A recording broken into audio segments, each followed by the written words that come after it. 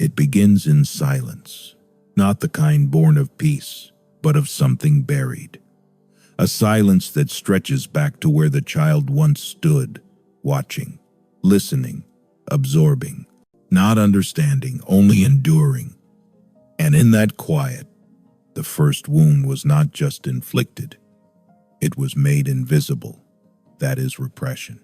The act of forgetting what we never allowed ourselves to fully know. We like to believe the past is past. That time carries us forward, leaving the ache behind.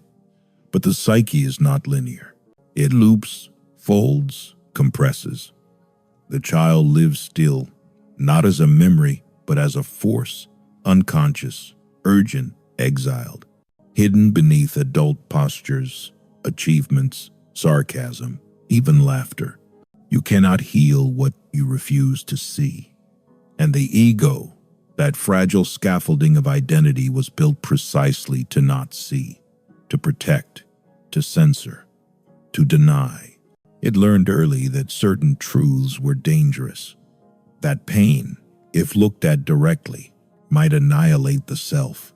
So it turned inward, fashioned disguises, cultivated distractions. This is how neurosis is born, a compromise, a middle path between the forbidden and the unbearable. But the cost of repression is repetition. What we do not transform, we reenact again and again. Not because we are weak, but because the unconscious does not forget. It insists. It pushes symptoms to the surface, not to punish, but to signal, to say, something here remains unresolved. That rage you cannot explain, that shame you carry like a second skin, the craving for love that turns to sabotage, the fear of closeness wrapped in the mask of independence. These are not personality traits. They are messages, clues, echoes of the child speaking through the cracks in the adult. There is no healing in pretending, no liberation in positive thinking layered over old wounds. The child does not want your affirmations. It wants your recognition. It wants the truth of what it endured to be named, not with sentiment, but with precision, not with judgment, but with understanding. We speak of resilience as though it is a virtue, but often it is a survival strategy. The child adapted, yes, but at what cost? Where did the voice go that once cried out? Where did desire go when it had to be silenced to stay loved? Where did selfhood go when it became dangerous to be seen? To free the adult, we must return not to remember for nostalgia, but to reconstruct what was never metabolized, to feel what was never permitted, the tears held back, the anger that turned inward, the confusion mistaken for flaw. This is not regression, it is confrontation. And it is necessary, because without it, we live in fragments, overdeveloped in performance, underdeveloped in truth.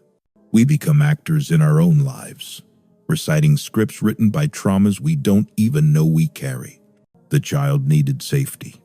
The adult must give it, not through avoidance, but through attention, through listening to the silence that once screamed, through facing what the family, the culture, the past could not bear. Pain buried alive does not die. It calcifies.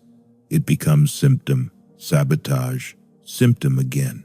The anxious attachment, the avoidant defense, the chronic self-doubt, the inexplicable fatigue. These are all smoke signals. The fire lies deeper. To descend into the unconscious is not to get lost. It is to begin remembering what the soul never forgot. It is to ask, who did I become to survive? And who must I mourn to become whole? This mourning is sacred. It is the funeral the inner child never received. For the innocence, lost not through dramatic catastrophe, but through 1,000 quiet betrayals.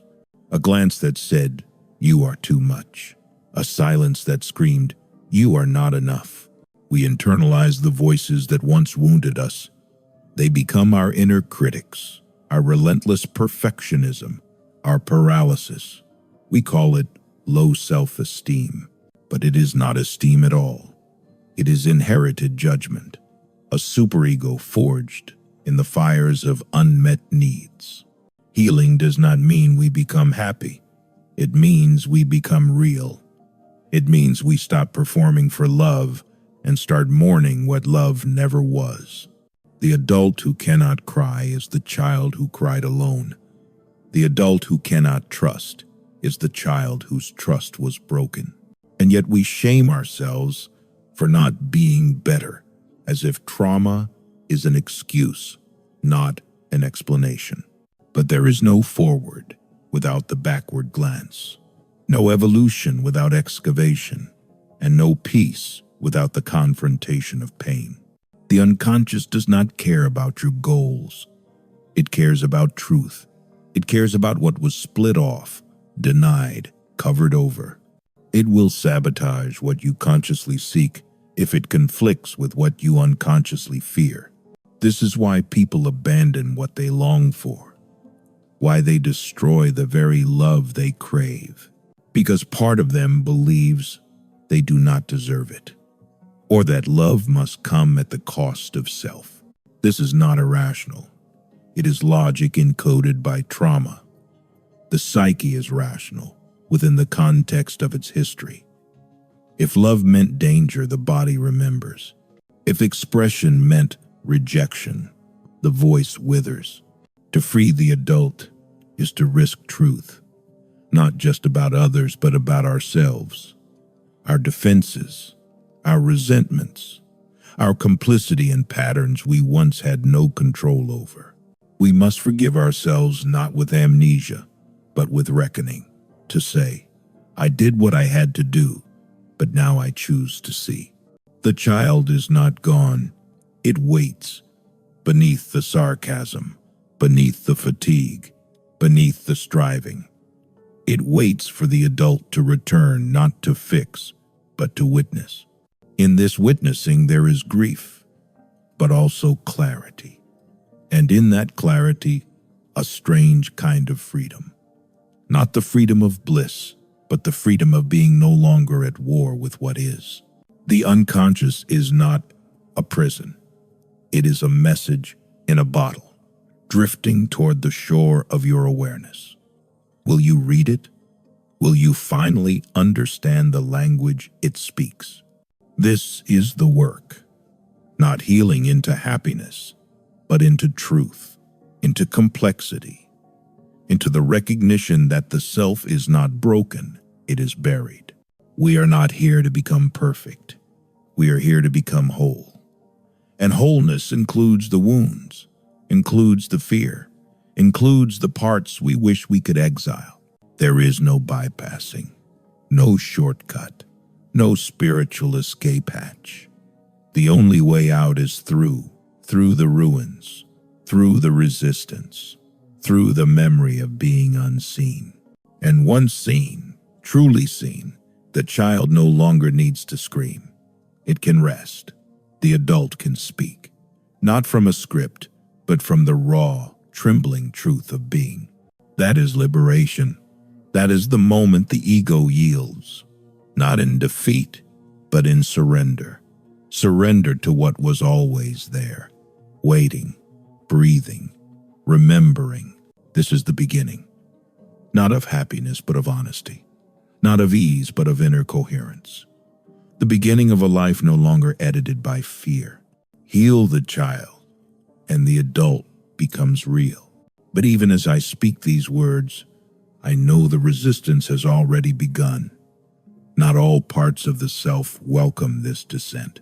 There are defenses carved into the very structure of your being, developed with exquisite precision to guard against precisely this confrontation. You may feel the pull to look away, to rationalize, to minimize. The unconscious is clever. It offers distractions, interpretations, detours, anything to avoid the pain that recognition requires. The child learned early that certain truths were too dangerous to feel, and so the adult learns to live without feeling at all. The world rewards this anesthesia. It calls it strength, productivity, success. But beneath the polished surface, there is a body that flinches when touched too softly, a heart that cannot receive what it never learned to trust, a mind that races, not because it seeks, but because it flees. The child who was not safe does not grow into an adult who feels safe simply by aging. Time does not heal what the unconscious still holds in its teeth. We speak of identity as though it is fixed, as though we are one self, but we are not. We are a system of parts, some young, some frozen, some protective, some exiled. The adult is not one voice, it is a chorus, and often a cacophony. And until we know the origin of each voice, we cannot tell truth from trauma. We mistake urgency for intuition. We confuse anxiety for conscience. We obey voices that belong to ghosts and call it free will. This is the cost of dissociation, not only from pain, but from self. The more you bury, the less you feel. The less you feel, the more you perform, until life becomes a stage where you never remove the mask. But the psyche always remembers what the ego denies, and it will whisper in your symptoms, scream in your relationships, break down your body to deliver the message: you are not yet whole. There is no betrayal greater than the betrayal of the self. Yet we commit it daily, in small ways, often invisibly. We silence the part of us that protests.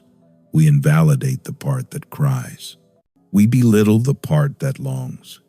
We do this not because we are cruel, but because we are conditioned, taught that obedience is virtue, that self-sacrifice is love, that to have needs is to be needy. So we build lives that look successful, yet feel hollow. We follow paths that impress others, while abandoning the roads that once called to us in childhood dreams. The return to the self is not glamorous. It is raw. It is sobering. It does not reward the ego. It dismantles it, piece by piece, illusion by illusion.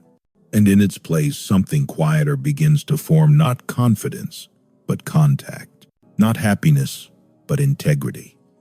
You begin to speak not from the persona, but from the pulse.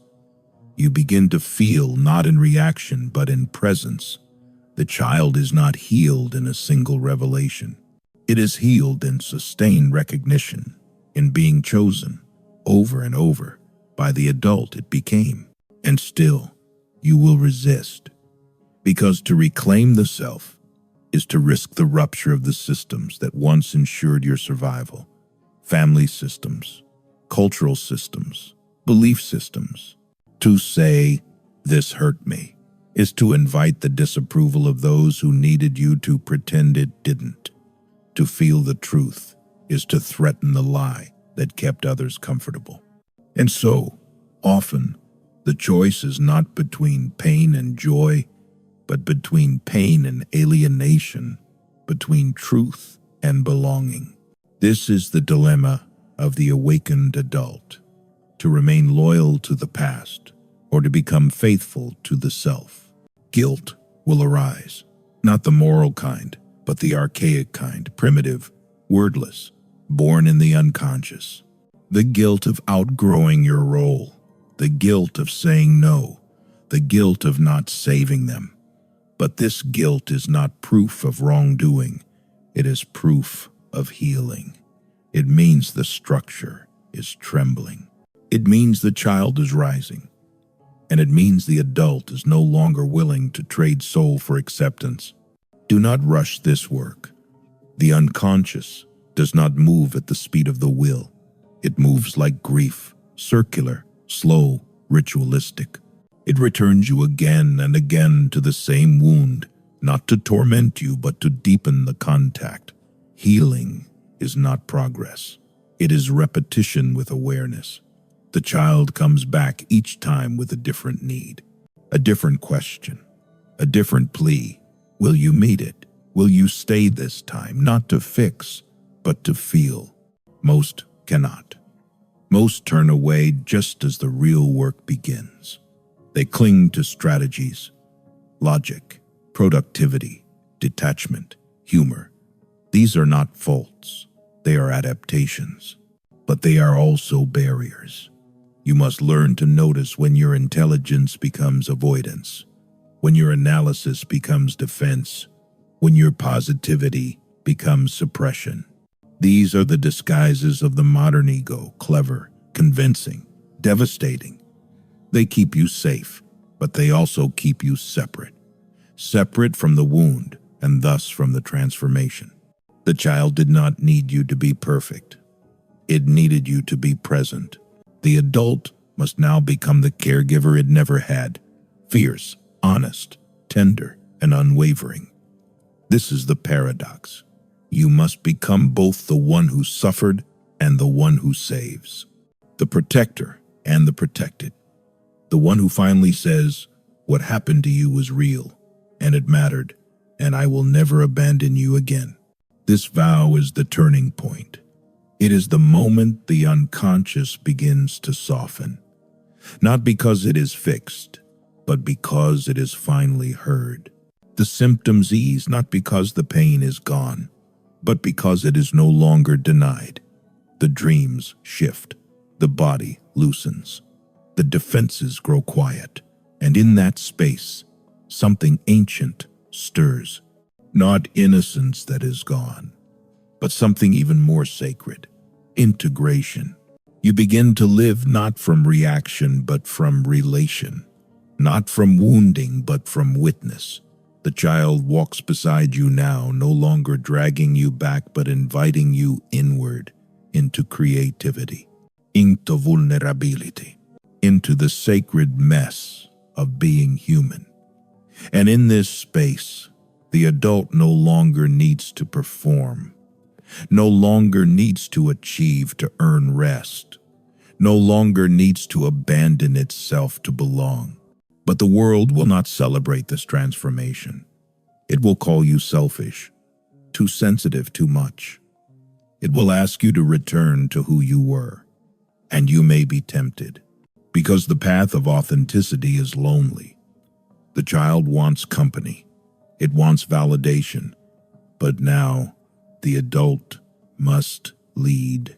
It must learn to hold the ache without collapsing, to carry the truth without explanation, to know that being misunderstood is not the same as being wrong. This is not the end. It is a threshold. There will be many more, each deeper than the last. The unconscious does not yield all at once. It peels away slowly, painfully, generously. And each layer you meet will demand more honesty, more courage, more surrender. You will question everything. You will grieve who you could have been. You will mourn who you had to become. But in that mourning, something luminous is born, not hope, but humanity. You are not here to transcend your history. You are here to relate to it differently, to hold it with eyes wide open, to say, yes, this was me, and still I choose to live. Not despite it all, but because of it all. Because the wound, when met with compassion, becomes the wellspring of empathy, of insight, of art, of connection. This is what it means to free the adult. Not to escape the past, but to walk into it fully awake, and to walk out carrying not shame but story, not illusion but truth, not silence but voice. And still there are parts within you that do not believe, parts that wait quietly for the abandonment they once knew to return. They do not trust your healing yet. They have seen too many promises broken, too many moments of false hope. They are not moved by words, they watch your actions. They listen to the tone beneath your voice, to the pauses, to the breath you hold when the pain rises. They are not naive. They are remnants of the self who once waited in the dark and learned to expect nothing. And so you must prove it not to others, but to yourself. You must prove that you will not look away this time, that you will not turn the child into a project, a goal, another standard to meet, that you will not demand healing on your timeline, that you will stay even when it is inconvenient, that you will feel even when the feelings are monstrous, that you will remain human, not ideal, not enlightened, but devoted to truth, devoted to complexity, devoted to the slow, difficult work of integration. Because until you do, the old patterns will return. They will show up in love, where you disappear to stay close, in work, where you overperform to feel enough, in parenting, where you react instead of respond, in conflict, where you freeze instead of speak. These are not failures. These are echoes. They do not mean you are broken. They mean you are remembering. And remembrance is not a step backward. It is the spiral motion of all real transformation. We are not linear creatures. Healing is not a straight line. You will revisit wounds you thought were closed. You will feel grief you thought was finished.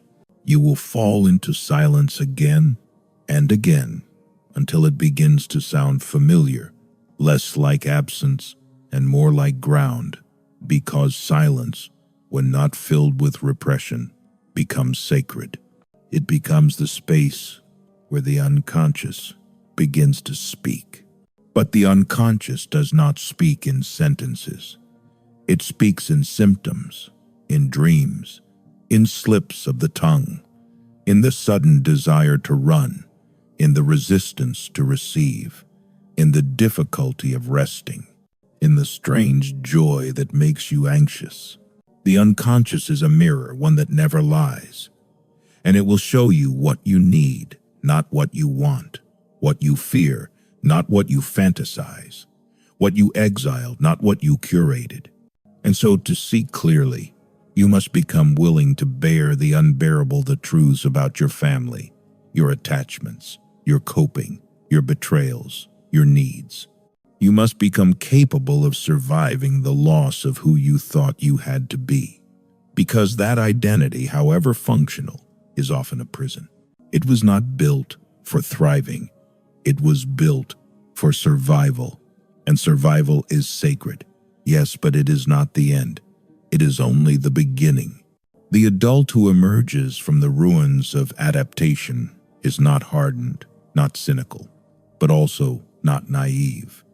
This adult knows suffering and does not deny it, knows fantasy and does not indulge it, knows hope and chooses it anyway, not as escape but as discipline.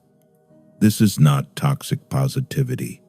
This is mature presence, a form of being that does not need to deny darkness in order to claim light.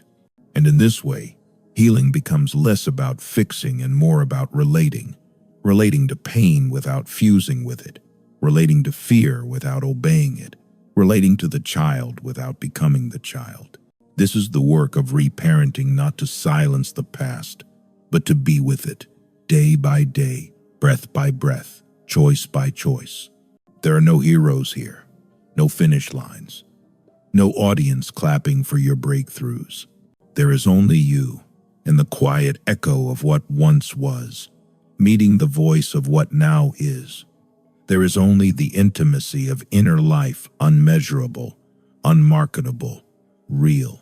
And in this space, you will begin to notice something strange.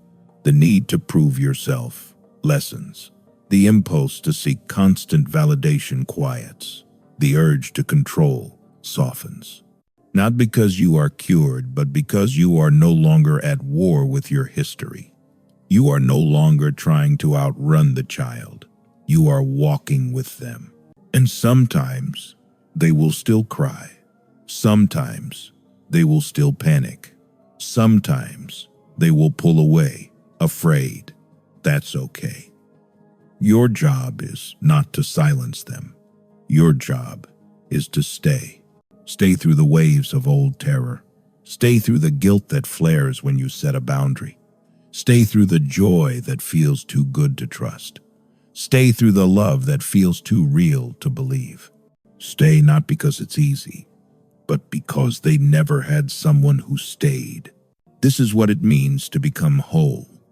Not that the child disappears, but that they are no longer alone. They are no longer driving the car, screaming from the back seat, hijacking the moment with panic. They're beside you now, heard, seen, protected. They're still afraid sometimes, but now they are also safe. And that is the freedom the adult longed for, without knowing what they were missing. Not the freedom to be untouchable, but the freedom to be touched and still remain. The freedom to be known and not collapse. The freedom to feel and not shatter. This is not the freedom sold in books or programs or promises.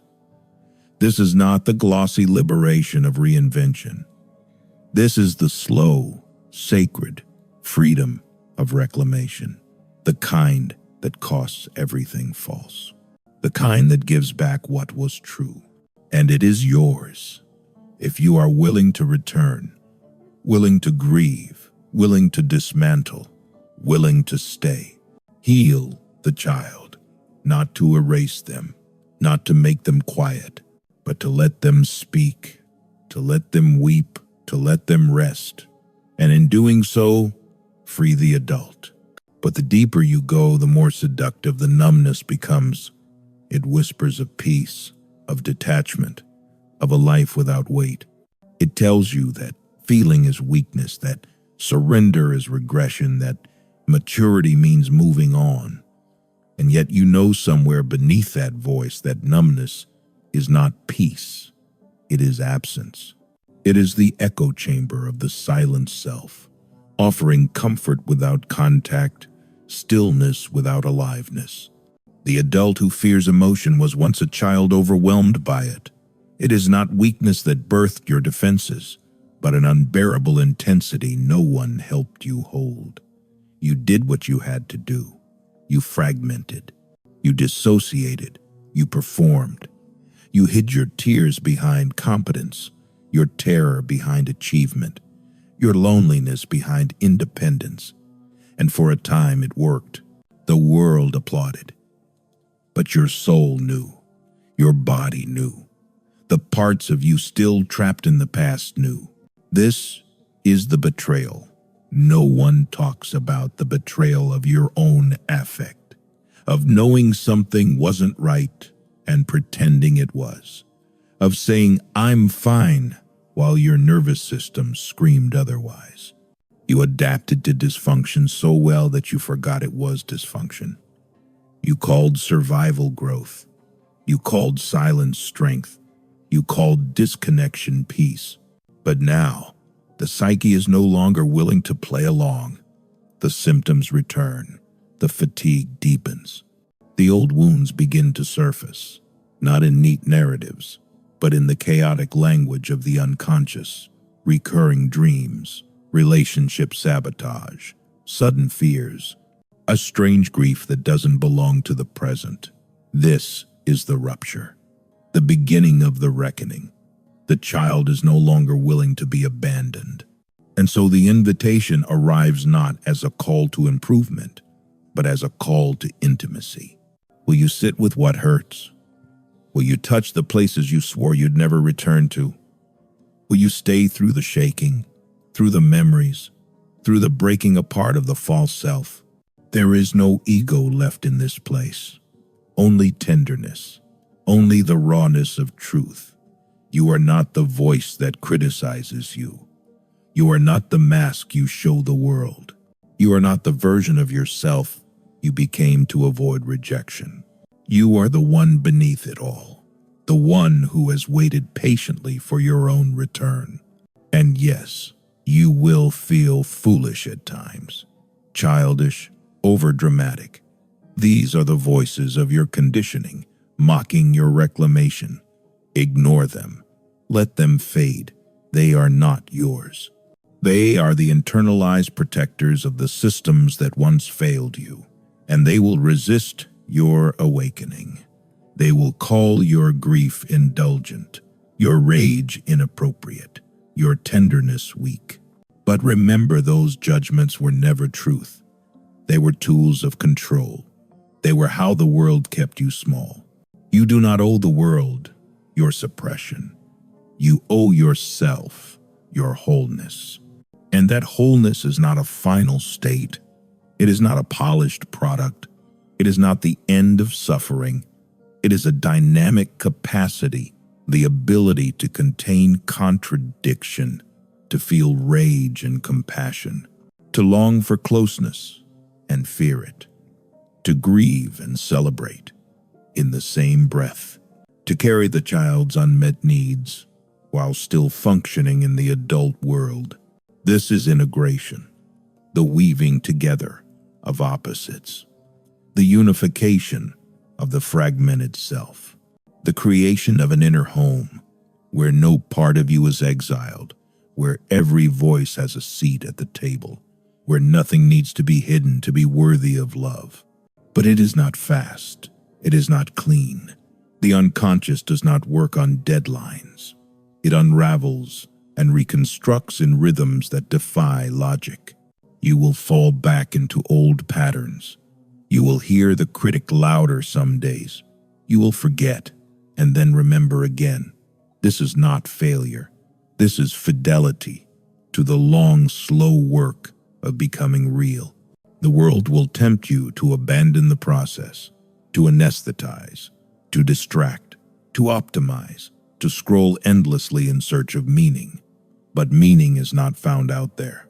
It is forged in the furnace of inner life, in the spaces where you sit quietly with your fear and choose not to flee. This is the sacred labor, the inward revolution, the reclamation of selfhood from the hands of the past. And over time, the shifts begin, subtle, almost imperceptible. A breath you didn't know you were holding, released, a boundary set without guilt, a conversation survived without collapse, a moment of joy, untainted by dread. These are the milestones, not the grand gestures, but the quiet revolutions. You begin to feel time differently. Less is pressure, more is invitation.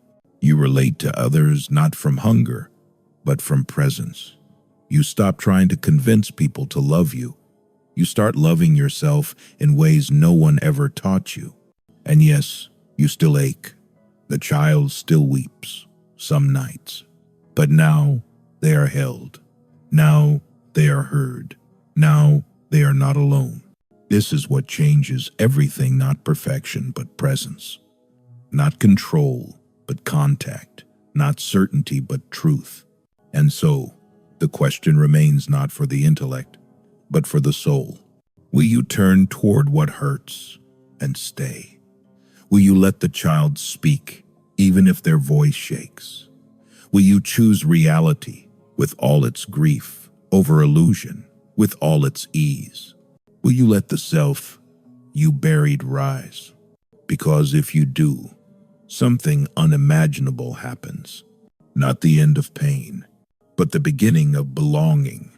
And so, after all the turning inward, after all the falling apart and reassembling in silence, after all the memories resurfaced like broken glass at low tide, there is this, not a triumph, not a transformation to display, but a stillness, a recognition, the sense that you are no longer hiding from yourself. The child who once curled inside your chest, holding breath, waiting to be chosen, they no longer beg. They no longer need to scream in symptoms, sabotage, or silence. They are not fixed. They are not erased. They are finally with you, seen, heard, held. And the adult, the one who searched in others for validation, who tried to earn worth by becoming useful, good, perfect, they are not gone either. but they no longer lead with panic. They no longer confuse love with survival. They begin to move differently now, slower, more aware, less reactive, more whole. This is the quiet threshold. The world won't celebrate the ending that doesn't look like success, but feels like truth. You do not emerge healed, but integrated, not free from the past, but no longer exiled within it. You are not immune to suffering. You are not above your wounds, but they no longer dictate who you are allowed to be. The parts you once disowned, the anger, the neediness, the grief, the terror, they sit beside you now, not as enemies, but as companions, as parts of a story no longer needing to be denied, as threads in the tapestry of a self reclaimed from fragmentation. You can breathe now, not because it's over, but because it's no longer hidden. This is the final lie. The ego must relinquish that freedom comes from control. It doesn't. It comes from contact with what is real, with what is raw, with what the child endured, and what the adult now chooses to face every single day. You are not your past, but you are responsible for how it lives in you. You are not your pain, but you are the only one who can walk with it all the way home. And now, you do not walk alone. This is what it means to heal the child. Not to erase their voice, but to listen until it softens. Not to force them forward, but to go back and meet them where they stopped growing. To pick them up.